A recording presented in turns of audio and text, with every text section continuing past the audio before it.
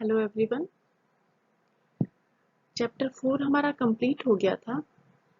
Chapter 5 आपको ma'am ने करवा दिया है पहले से, इसलिए उसको रिपीट करने के बजाय हम जो पहले चैप्टर्स पढ़ चुके हैं उनके ऊपर कुछ न्यूमेरिकल प्रॉब्लम्स देख लेते हैं। चैप्टर 3 हमने पढ़ा था रोटेशनल मोशन यानी कि घूर्णन गति। उसके थ्योरेटिकल टॉपिक्स हम कर चुके थे। आज हम उसके ऊपर कुछ न्यूमेरिकल्स देखते हैं। चलिए शुरू करते हैं।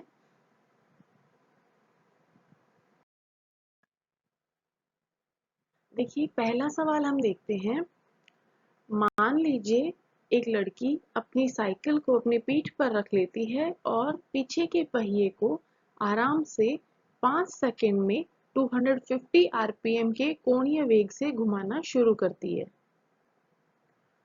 पार्ट ए इसमें पूछा गया है रेडियन पर सेकंड स्क्वायर में कोणीय त्वरण की गणना कीजिए। पार्ट बी इसमें दिया गया है यदि अब वह -87.3 रेडियन पर सेकंड स्क्वायर के कोणीय त्वरण से ब्रेक लगाती है तो पहिए को रोकने में कितना समय लगता है। पहले सवाल को समझते हैं। क्या दिया हुआ है क्वेश्चन में कि कोई लड़की है, उसके पास एक साइकिल है, उस साइकिल को वो अपनी पीठ पे रख लेती है। उसके बाद जो पीछे वाला उसका व्हील है, पीछे का जो पहिया है, उसको आराम से 5 सेकंड में 250 आरपीएम के अंतिम कोणीय वेग से घुमाना शुरू करती है। अब देखिए इसमें दो चीजें दी हुई हैं, एक तो 5 सेकंड और एक दूसरा 250 आरपीएम। सबसे पहले देखते हैं आरपीएम क्या चीज होती है। आरपीएम होता है राउंड पर मिनट। हिंदी में ट्रांसलेशन करेंगे तो 1 मिनट में कितने राउंड लेता है वो हो गया आपका आरपीएम। यानी कि ये जो पहिया वो लड़की घुमा रही है वो पहिया 1 मिनट में 250 राउंड ले लेता है। क्वेश्चन में हमें इसकी वैल्यू दी हुई है 250। तो यानी कि हम क्या समझते हैं इससे कि 1 मिनट में वो जो पहिया है वो 250 चक्कर काट लेता है। दूसरी चीज दी हुई है 5 सेकंड। 5 सेकंड का क्या रोल है कि वो जो लड़की है वो उस पहिए को 5 सेकंड तक घुमा रही है। यानी हमें क्या निकालना है, अगर वो लड़की 1 मिनट तक घुमाती है उसको पहिए को तो हम बोल देते कि उसने कितने चक्कर काटे हैं 250। लेकिन वो उसको 5 सेकंड तक घुमा रही है तो हम कैलकुलेट कर लेंगे कि अगर वो पहिया 1 मिनट में 250 चक्कर काट रहा है तो 5 सेकंड जब उस लड़की ने घुमाया तो उस पहिए ने कितने चक्कर काटे होंगे। फिर पूछा क्या गया है हमसे, ये तो जो डाटा था वो गिवन डाटा था कि ये डाटा तो हमें दिया हुआ है। अब देखते हैं कि हमें ज्ञात क्या करना है। तो हमसे पूछा हुआ है दो पार्ट में क्वेश्चन। पहले पार्ट में वो पूछता है कि रेडियन पर सेकंड स्क्वायर में कोणीय त्वरण की गणना करें। यानी हमें क्या करना है, कोणीय त्वरण निकालना है और सवाल में ही हमें दे दिया कि हमें रेडियन पर सेकंड स्क्वायर में निकालना है।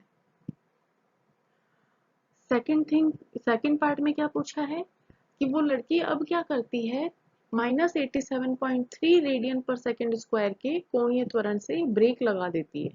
यानी कोणीय त्वरण का मान हमें दिया हुआ है, माइनस का मान हमें ये बताता है कि वो नेगेटिव है, यानी कि त्वरण समय के साथ कम हो रहा है। यही हम देखते हैं कि जब ब्रेक हम लगाते हैं तो गाड़ी धीरे धीरे हमारी रुक जाती है, इसलिए ये हमारा नेगेटिव में दिया गया है।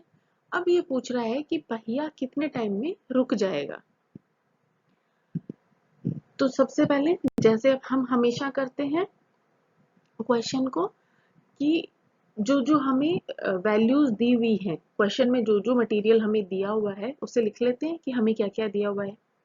उसके बाद क्या लिख लेंगे कि हमें ज्ञात क्या क्या करना है, और फिर फॉर्मूलाज हमारे चैप्टर से उठाते हैं और उसके बाद वैल्यूज पुट अप करते हैं। तो सॉल्यूशन में क्या आएगा, सबसे पहले दिया हुआ क्या है आपको, कोणीय वेग दिया हुआ है क्वेश्चन में 5 सेकंड में 250 आरपीएम का। तो कोणीय वेग दिया हुआ है कितना है, 1 मिनट में कितने चक्कर लगा रहा है 250।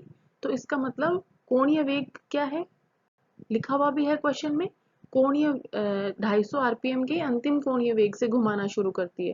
यानी कोणीय वेग जिसे हम डेल्टा ओमेगा लिखते हैं या फिर आपने ओमेगा लिखा होगा, वो हमें मिला 250 आरपीएम 250। अब देखिए पार्ट ए में हमें जो पूछा हुआ है या पार्ट बी में हमें जो दिया हुआ है वो वैल्यूज है हमारी रेडियन पर सेकंड स्क्वायर में। इसका मतलब ये जो राउंड पर मिनट है इसको हम पहले चेंज करेंगे रेडियन पर सेकंड में। तो पहली चीज आपको दिया हुआ है 250, ये तो इसका संख्यात्मक मान है तो इसे तो ऐसा कैसा रख लिया। चेंज हमें क्या करना है, आरपीएम को चेंज करना है हमें रेडियन पर सेकंड में। देखिए थोड़ा कंफ्यूजन आपको इस वजह से हो सकता है, क्वेश्चन में दिया हुआ है रेडियन पर सेकंड स्क्वायर और हम यहाँ चेंज कर रहे हैं रेडियन पर सेकंड में। तो दोनों का डिफरेंस क्यों है, क्योंकि क्वेश्चन में जो पूछा गया है वो त्वरण का मान है और जो 250 आरपीएम है ये हमारा कोणीय वेग है। वेग का मात्रक रेडियन पर सेकंड होगा, इसलिए हम आरपीएम को चेंज कर रहे हैं। चेंज करेंगे तो हमें जो आंसर मिलेगा वो रेडियन पर सेकंड में मिलेगा। तो सबसे पहले दो चीजें हैं हमारे पास, 250 आरपीएम, तो आरपीएम को कन्वर्ट करना है आपको रेडियन पर सेकंड में। तो मिनट को चेंज कर दोगे आप सेकंड में और राउंड को चेंज कर दोगे आप रेडियन में। राउंड मतलब चक्कर। तो एक चक्कर में आपको पता है जब एक वृत्ताकार पथ पर कोई वस्तु गति करती है तो एक चक्कर में उस सर्किल की परिधि के बराबर दूरी तय करेगी। ये तो हुई उसकी रेखीय दूरी जो उसने तय की है। अगर हम इसकी कोणीय दूरी देखें जिसे हम रेडियन में नापते हैं तो हम ये देखते हैं कि एक जो वृत्त होता है उसका केंद्र 2 पाई कोण बनाता है, यानी कोई वस्तु एक बिंदु से चलकर वापस उसी बिंदु तक आने में जो पूरा कोण बनाती है वो 2 पाई का होता है। तो यानी कि जो उसकी कोणीय दूरी हो गई वो कितनी हो गई, 2 पाई। तो 250 आरपीएम को चेंज करेंगे तो दूरी कितनी, 250 तो उसका संख्यात्मक मान हो गया। एक राउंड में वो 2 पाई कोण पूरा करता है इसलिए मल्टीप्लाई कर दिया 2 पाई से।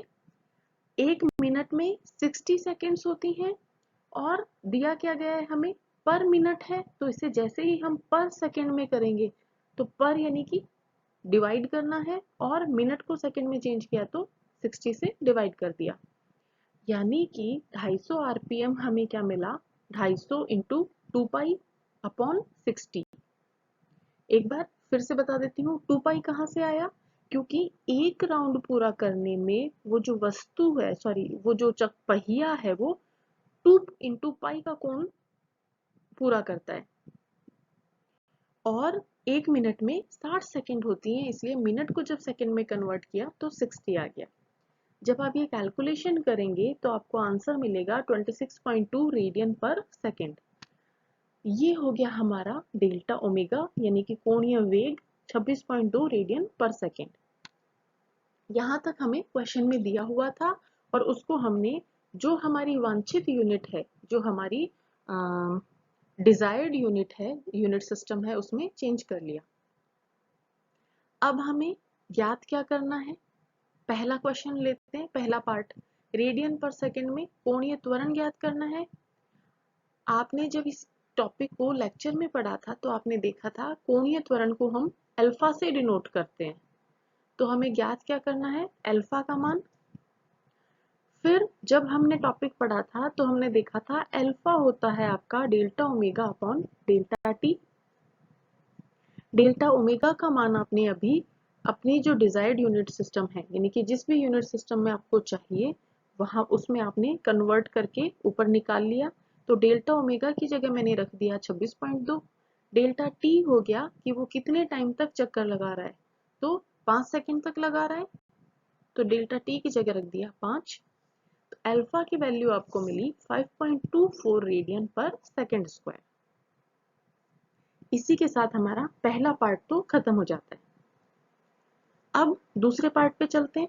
दिया हुआ क्या है कि कोणीय त्वरण जिससे वो ब्रेक लगा रही है उसका मान है -87.3 रेडियन पर सेकंड स्क्वायर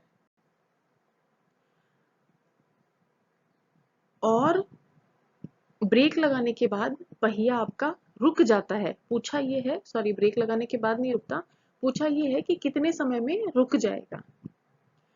अब देखिए सबसे पहले जब पहिया रुक जाता है तो उसका वेग क्या होगा, जीरो, कोणीय वेग उसका जीरो होगा। और जब पहिया घूम रहा था, जब लड़की उस पहिए को घुमा रही थी, तब उसका कोणीय वेग क्या था, हमने निकाला ऊपर 26.2 रेडियन पर सेकेंड। 250 आरपीएम हमें दिया हुआ था, जिसको कन्वर्ट करके हमने 26.2 रेडियन पर सेकेंड कर लिया था। यानी कि जैसे ही उसने ब्रेक लगाना शुरू किया था, उससे जस्ट पहले उसका वेग था 26.2 रेडियन पर सेकेंड का। जब ब्रेक लगाने के बाद कुछ समय बाद पहिया रुक जाता है तो उसका वेग हो जाएगा जीरो। यानी वेग में परिवर्तन कितना होगा, 26.2 तो था हमारा शुरू में, और लास्ट जो फाइनल वेलोसिटी हमें मिलती है वो होगी जीरो। यानी वेग में परिवर्तन जब हमें देखना होता है तो हम क्या करते हैं, बाद वाली वैल्यू कितनी है माइनस पहले वाली वैल्यू कितनी है, बाद वाली यानी फाइनल वैल्यू कितनी है, तो फाइनल वैल्यू हमें मिलेगी जीरो, और प्रारंभिक मान कितना था 26.2, तो डिफरेंस कितना आएगा दोनों का, जीरो माइनस 26.2। यानी कि डेल्टा ओमेगा कोणीय वेग का जो परिवर्तन होगा वो कितना होगा, माइनस 26.2। एक बार फिर से बता देती हूँ माइनस का साइन क्यों आया, क्योंकि हमारा अंतिम वेग है, वेग में परिवर्तन हमेशा होता है अंतिम वेग माइनस प्रारंभिक मान।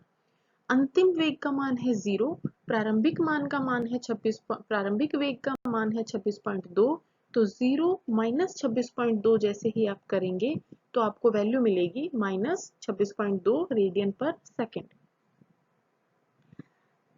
यहां तक क्लियर है। इसके आगे अल्फा की वैल्यू आपको पार्ट बी में दी हुई है माइनस 87.3 रेडियन पर सेकेंड स्क्वायर। अब देखिए, आपको पता है इक्वेशन 1 में अल्फा क्या होता है, delta omega upon delta T. समीकरण 1 से आपको अल्फा का मान पता है। यहां से पक्षांतरण करके हम डेल्टा टी का मान निकालें तो हमें डेल्टा टी का मान कितना मिलेगा, डेल्टा ओमेगा अपॉन अल्फा के बराबर। तो फॉर्मूला हमें मिला डेल्टा टी का, डेल्टा ओमेगा अपॉन अल्फा। ऐसा हमने क्यों किया, क्योंकि हमारे पास अल्फा का मान पता है, हमें डेल्टा ओमेगा का मान हमें पता है, और पार्ट बी में हमें डेल्टा टी का मान निकालना है। तो डेल्टा टी का फॉर्मूला क्या हो गया, डेल्टा ओमेगा अपॉन अल्फा। अब डेल्टा ओमेगा आपने लिख रखा है माइनस 26.2, अल्फा का मान आपने लिख रखा है माइनस 87.3, दोनों वैल्यूज पुट अप कर दीजिए। डेल्टा टी आपको मिलता है 0.300 सेकेंड।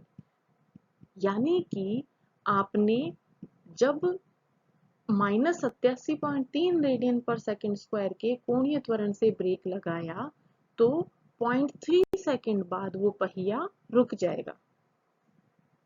आई होप आपको ये चीज क्लियर हुई होगी। अगर नहीं हुई है या एक बार फिर से रिपीट करना है तो बैक जाके फिर से इसको शुरू कीजिए और साथ साथ में लिखते जाइए।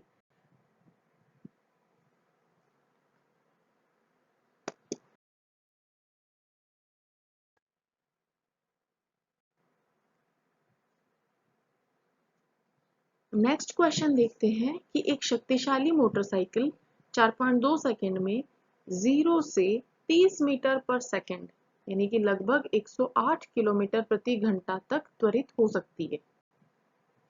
इसके 0.320 मीटर त्रिज्या के पहियों का कोणीय वेग क्या है, ये हमें क्वेश्चन में दिया हुआ है। इस क्वेश्चन को सॉल्व करने से पहले हम एक छोटा सा टॉपिक और देख लेते हैं जो कि लेक्चर के टाइम पे हमारा छूट गया था हल।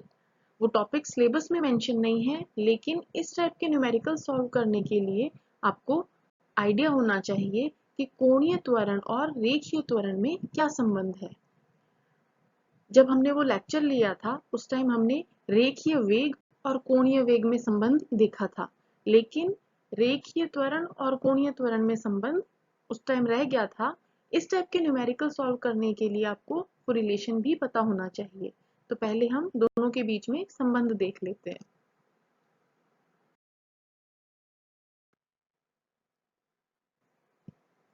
देखिए, या तो आपको ध्यान होगा, नहीं तो पहले वो वाला लेक्चर देखिए सर्कुलर मोशन वाला। उसके अंदर हमने रेखीय वेग और कोणीय वेग में संबंध निकाला था और हमें v का मान मिला था r इंटू ओमेगा, जहां पर v होता है हमारा रेखीय वेग और ओमेगा होता है हमारा कोणीय वेग। और आर होती है वो वृत्ताकार पथ जिसके ऊपर वो वस्तु गति कर रही है, उसकी त्रिज्या। यहां तक हम लेक्चर में देख चुके थे। अब जैसे रेखीय त्वरण रेखीय वेग और कोणीय वेग में संबंध होता है, वैसे ही रेखीय त्वरण और कोणीय त्वरण में भी संबंध स्थापित किया जा सकता है। सबसे पहले हमें ये पता है कि रेखीय त्वरण क्या होता है, उसे हम स्मॉल a से लिखते हैं। त्वरण को इंग्लिश में एक्सेलरेशन कहते हैं। तो रेखीय त्वरण को स्मॉल a से लिखा जाता है और रेखीय त्वरण होता है वेग में परिवर्तन की दर, या और स्पेसिफिकली बोला जाए तो रेखीय वेग में परिवर्तन की दर रेखीय त्वरण कहलाती है। नेक्स्ट चीज मैंने आपको बताई थी, जब भी आपको दर निकालनी हो तो हमेशा समय के सापेक्ष आपको निकालना होता है। समय के सापेक्ष का मतलब टाइम से डिवाइड करना है। और किसे डिवाइड करना है? जिस चीज में परिवर्तन की दर है। यहाँ क्या चीज है? वेग में परिवर्तन की दर है। तो a हमें क्या मिला? dv/dt, यानी कि वेग में समय के सापेक्ष जितना परिवर्तन हो रहा है वो रेखीय त्वरण कहलाता है। तो रेखीय त्वरण a हमें मिला dv/dt, यानी कि वेग में परिवर्तन की दर। अब हमें ये पता है कि v होता है r इंटू ओमेगा। रेखीय वेग और कोणीय वेग में संबंध देखा था, तो हमें पता है v होता है r इंटू ओमेगा। तो v की जगह लिख दीजिए r इंटू ओमेगा। अब नेक्स्ट चीज, हम ये जानते हैं कि कोई भी वस्तु जिस भी वृत्ताकार पथ में गति कर रही है, उस वृत्ताकार पथ की त्रिज्या कांस्टेंट होगी। ऐसा तो नहीं है कि अगर आपने किसी पार्क में चक्कर लगाना शुरू किया, कोई सर्कुलर पार्क है, वृत्ताकार पार्क है, उसमें चक्कर लगाना शुरू किया, तो जो आपने वृत्त बनाया है उसकी त्रिज्या समय समय पर चेंज होती जाएगी। वृत्ताकार पथ पर जब कोई वस्तु गति कर रही है तो उसकी त्रिज्या फिक्स हो जाएगी, नियत हो जाएगी। इसलिए इस r को हम d से या डेरिवेशन से बाहर ले सकते हैं। तो r बाहर आ गया और अंदर आपका बचता है d ओमेगा/dt। अब जब आपने कोणीय त्वरण पढ़ा था तब आपने पढ़ा अल्फा होता है d ओमेगा/dt, यानी कि d ओमेगा/dt की जगह हम अल्फा रख सकते हैं। तो रेखीय त्वरण a हमें मिला r इंटू अल्फा के बराबर। ठीक है, यही कहलाता है रेखीय त्वरण और कोणीय त्वरण में संबंध। तो रेखीय वेग और कोणीय वेग में संबंध होता है v बराबर r ओमेगा। रेखीय त्वरण और कोणीय त्वरण में संबंध होता है a बराबर r अल्फा। ये दोनों फॉर्मूलाज आपको याद होने चाहिए। अब हम चलते हैं अपने न्यूमेरिकल के ऊपर, जो हमने अभी क्वेश्चन देखा था।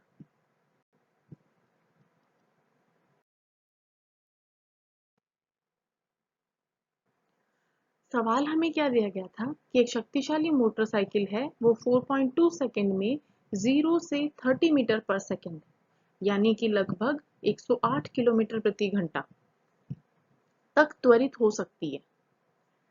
इसके लिए 0.320 मीटर त्रिज्या के पहियों का कोणीय त्वरण क्या है?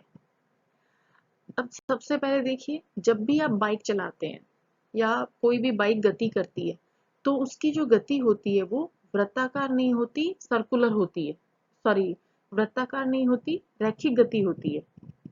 एक रेखा पर आगे बढ़ती है, एक बिंदु से दूसरे बिंदु तक बाइक से हम ट्रेवल करते हैं।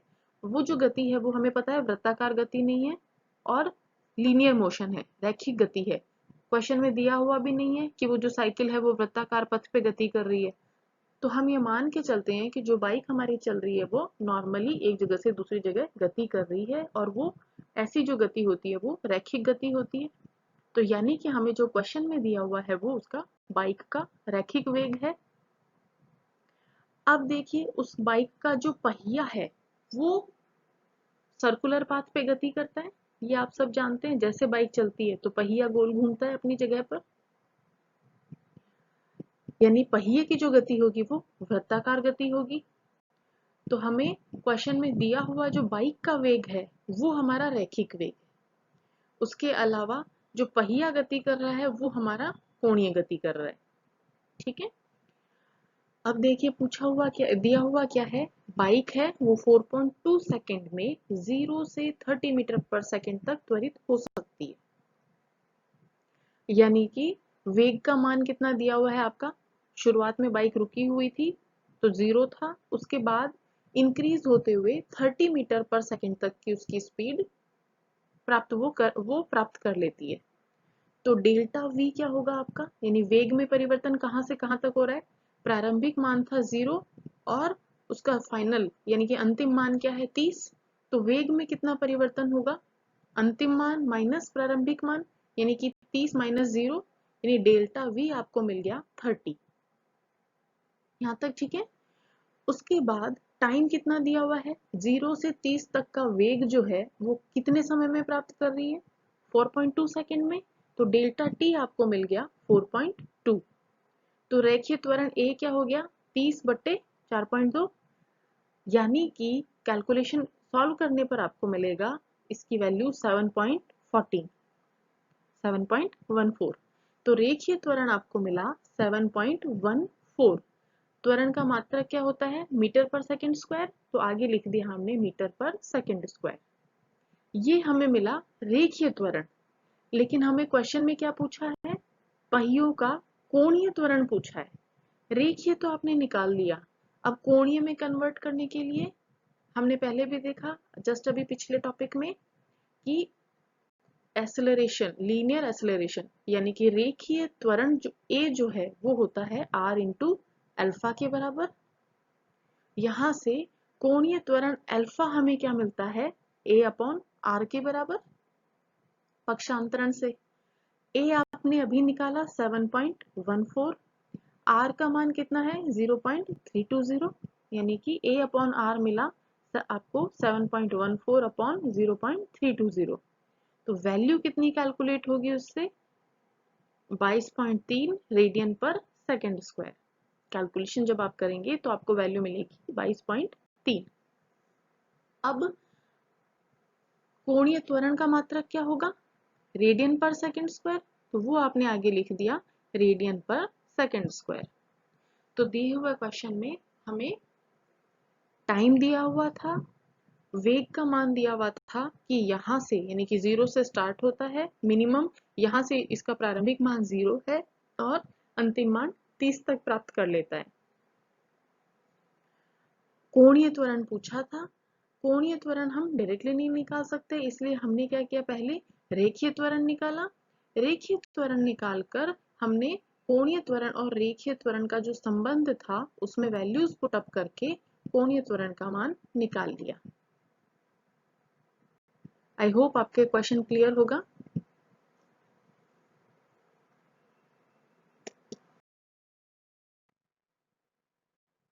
आज हमने इस टॉपिक के दो न्यूमेरिकल्स देखे हैं कि सर्कुलर मोशन के अगर क्वेश्चन दिए जाएं तो हमें किस टाइप से सॉल्व करने हैं। आई थिंक आप लोगों को ये चीज समझ में आई होगी। हमेशा ध्यान रखिए जब भी आप न्यूमेरिकल सॉल्व करते हैं, मैं फिर से रिपीट कर रही हूँ, कॉपी पेन लिख के बैठिए और उसके बाद सॉल्व करने की, साथ साथ में सॉल्व करने की ट्राई कीजिए। जब तक आप अपने हाथ से प्रैक्टिस नहीं करेंगे तब तक आपको ये अच्छे से समझ में नहीं आ पाएंगे। दो क्वेश्चंस हमने आज देखे हैं, बाकी बचे हुए कुछ क्वेश्चंस या कुछ और टाइप के न्यूमेरिकल्स हम आगे के लेक्चर्स में देखेंगे। Thank you so much.